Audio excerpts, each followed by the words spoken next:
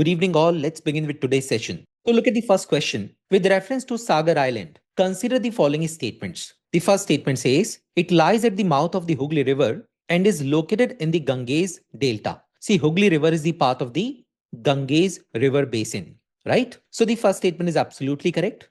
Second statement says it is the part of the Sundarbans and has significant mangrove forest and tiger habitation. Indeed, it is the part of Sundarban, but it doesn't have the mangrove forest and tiger habitation. So second statement is incorrect here. Question is, which of these statements given above is oblique are correct? So correct answer would be option A for Ahmedabad. Now let's move on to the explanation part. So why we picked up this question?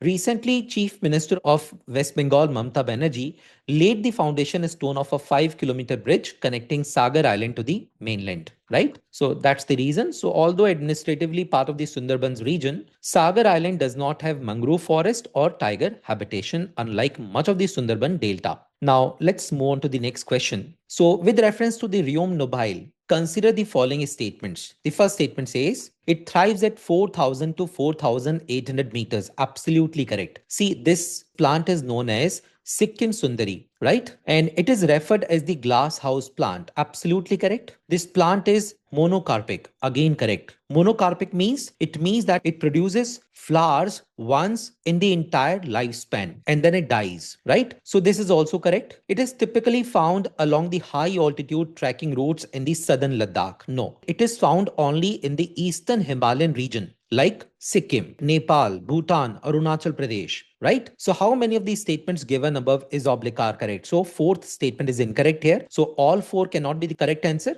Correct answer would be only 3, C for Calcutta, right? So look at the explanation part why we picked up this question. This plant was recently highlighted by Anand Mahindra sir in his tweet. उन्होंने एक tweet के जरिए इसको limelight में लाने की कोशिश की. जैसे उत्तराखंड में एक प्लांट होता है ब्रह्म कमल, तो उन्होंने ब्रह्म कमल को भी वो हाईलाइट उन्होंने किया था एक बार, और इस बार उन्होंने सिक्किम सुंदरी को यहाँ पे हाईलाइट किया है. सिक्किम सुंदरी बेसिकली लाइक इसकी ट्रेडिशनल वैल्यू है और साथ ही साथ में medicinal value. And do remember that the natural distribution of the Rheum nobile is mainly in the eastern Himalayas including Sikkim, Arunachal Pradesh, Bhutan and the adjoining Tibetan region. It is not a characteristic species of the southern Ladakh, which has a different cold desert flora, right? So do remember.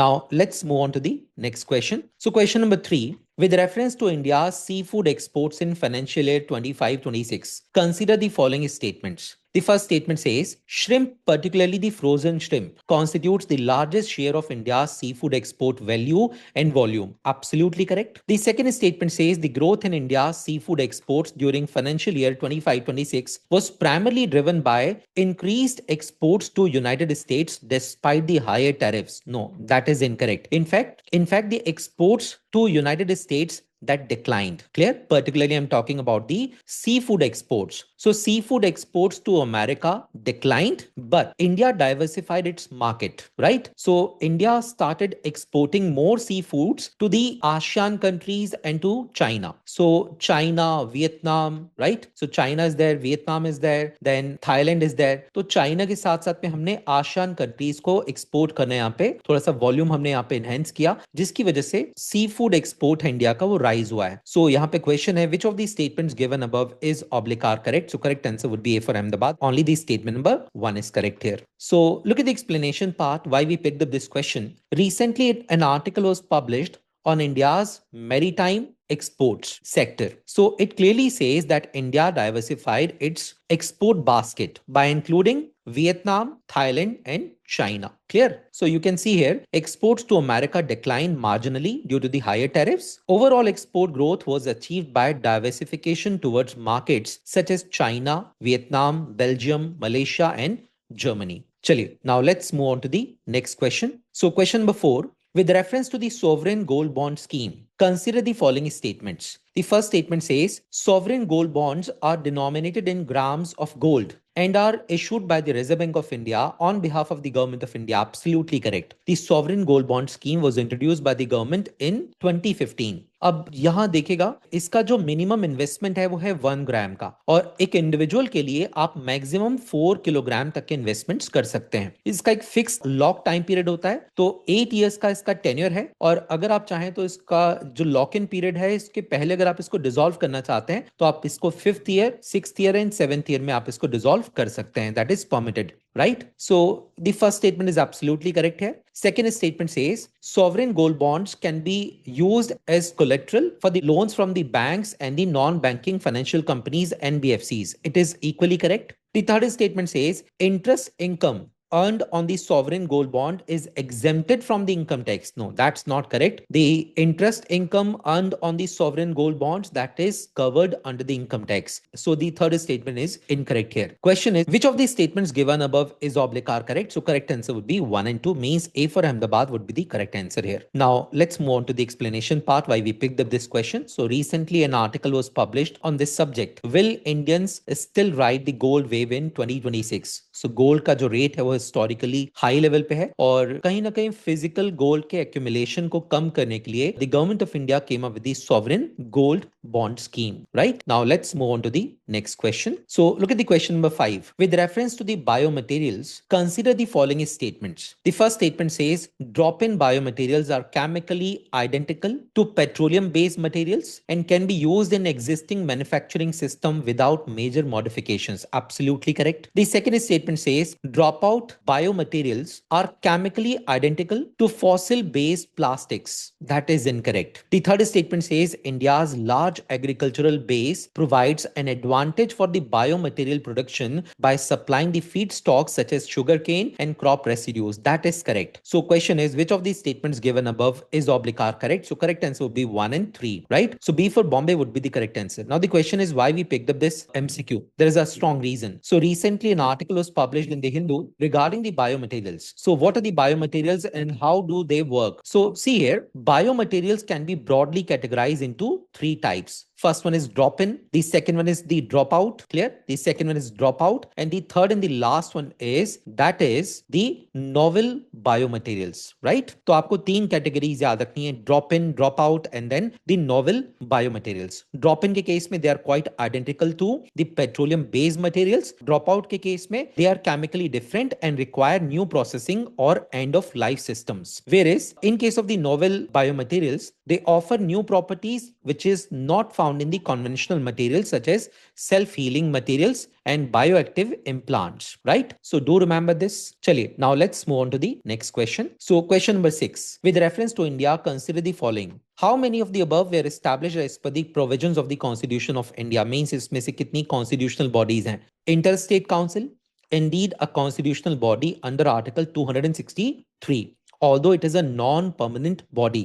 Sarkaria commission जो है like centre state relationship पे, तो Sarkaria commission ने recommendation दिया है कि inter state council को एक परमानेंट बॉडी के तौर पे स्टैब्लिश कर देना चाहिए, जो कि अभी तक के हुआ नहीं है. So do remember, inter state council is indeed a constitutional body under Article 263, but it is an example of a non-permanent constitutional body. So first one is correct. Second statement, the National Security Council. So second जो body है, National Security Council, it was set up in 1998 by the Vajpayee government through an executive order. तो ये एक executive body है, it is neither statutory nor constitutional. So second body is incorrect here. Zonal councils, ये statutory body है established under the State Reorganization Act of 1956. Clear? So one constitutional, then the other one is the executive, and the last one is the statutory body. Now the question is, how many of the above were established as per the provisions of the Constitution of India? So correct answer would be only one, right? So A for Ahmedabad would be the correct answer here. Now let's move on to the explanation part. It is provided under Article 263 of the Constitution of India, right? So look at the question number 7. With reference to Regional Comprehensive Economic Partnership, RCEP, consider the following statements. The first statement says it is the world's largest trading bloc, comprising the 10 ASEAN countries, along with Australia, China, Japan, South Korea, and New Zealand. And it covers nearly 30% of the global GDP and the population. Absolutely correct. See, this agreement came into effect in 2020. In fact, India was part of the negotiations, but India ने 2019 में इसको withdraw कर लिया था negotiation से, trade talk से. 2020 में this agreement came into effect. इस एग्रीमेंट में आसियान मेंबर्स हैं, पर प्रेजेंट में जो टोटल आसियान मेंबर्स हैं वो हैं टोटल 11. जब ये एग्रीमेंट साइन हुआ था तो उस समय आसियान का स्ट्रेंथ था 10. सो 10 प्लस 5. अब प्रेजेंट में क्या हो जाएगा? 11 प्लस 5. तो टोटल अभी प्रेजेंट में 16 मेंबर्स हैं. Do remember, right? So ASEAN plus 5 थे स्टार्टिंग में. सो प्लस 5 में यहाँ पे कौन है? China is there, then Japan, then South Korea, Australia, New Zealand. So first statement is absolutely correct here. Second statement says with the conclusion of the India-New Zealand Free Trade Agreement, India now has FTAs with all the RCEP members except China. This is absolutely correct. So question is, which of these statements given above is oblique are correct? So correct answer would be C for Calcutta, both 1 and 2. Right? So the question is why we picked up this MCQ. There's a strong reason. Recently, India signed a free trade agreement with New Zealand. So once the FTA with the New Zealand comes into force, India would have trade deals with all the RCEP members except China, right? Now let's move on to the next question. So look at the question number 8. With reference to Bureau of Port Security, consider the following statements. First statement says the Bureau of Port Security functions under the Ministry of Ports, Shipping and Waterways and is modeled on the Bureau of Civil Aviation Security. Absolutely correct. See, Bureau of Port Security, it is a statutory body under the Merchant Shipping Act of 2025. Second statement says the Bureau of Port Security has been designated as the primary operational force for the port security deployment across India. No, that is not correct. See, port security deployment जो है उसको as it is रखा गया है.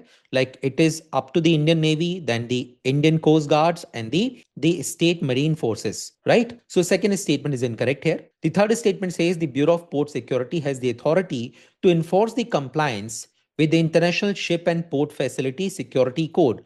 This statement is absolutely correct. Question is, which of these statements given above is oblique are correct? So correct answer would be 1 and 3. So B for Bombay would be the correct answer here. Now look at the explanation part, why we picked up this question. There is a strong reason.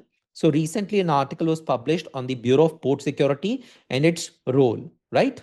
So the center has constituted Bureau of Port Security as a statutory body under Section 13 of the newly established Merchant Shipping Act of 2025. It is modeled on the Bureau of Civil Aviation Security and it will function under the Ministry of Ports, Shipping and Waterways and will be responsible for the regulatory oversight functions relating to the security of ships and the port facilities, right?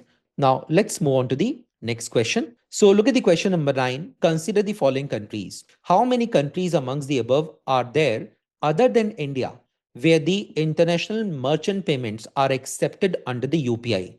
See, UPI के through जो payment है वो आप 7 countries में कर सकते हैं. India की 7 कंट्रीज के साथ में अंडरस्टैंडिंग है. इनमें बांग्लादेश नहीं है. Germany is also not there. So we have an understanding with UAE, with France and with Singapore.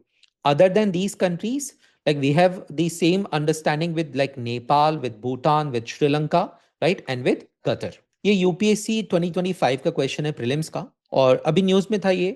So look at this one. Recently an article was published regarding the UPI and it says that India is in talks with 8 more countries. Clear? So it is currently accepted in Bhutan, Singapore, Qatar, Mauritius, Nepal, UAE, Sri Lanka and France. Clear? So do remember. Now let's move on to the next question. It's the last question of today's session. With reference to Oman, which of the following countries share a land border with it? So Oman forms its land border with UAE, with Yemen and with Saudi Arabia. Oman का कोई भी border Qatar के साथ में नहीं है, right? In fact Qatar का जो लैंड बॉर्डर है वो सिर्फ एक ही कंट्री के साथ में है, that is Saudi Arabia. Select the correct answer.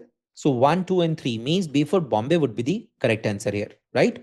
Now the question is why we picked up this question. क्यों हमने ओमान की लोकेशन को यहाँ पे कवर किया है? So there is a strong reason. India recently signed an FTA agreement with Oman, right? तो इसलिए हमने यहाँ पे ओमान की लोकेशन पे क्वेश्चन फ्रेम किया था. So guys, this was the last question of today session. मिलेंगे अपने नेक्स्ट सेशन के साथ में. बाय, टेक केयर, जय हिंद.